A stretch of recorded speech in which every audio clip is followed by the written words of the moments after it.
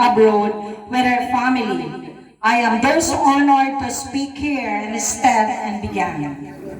As someone who proudly belongs to Batch 78, alumna who deeply believes in the mission of our Alumni Association, now headed by our very own tireless, pretty and brainy Madam President, Maria Muriel Bolunya.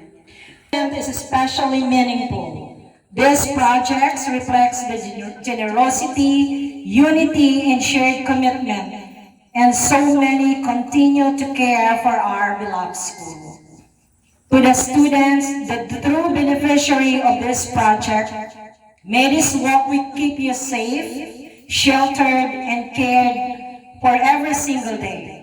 Know that every alumnus who contributed to this project did so out of a firm belief in your potential. You represent the future of DNCHS, carrying with your immense promise and possibility. May this structure serve as a daily reminder that an entire community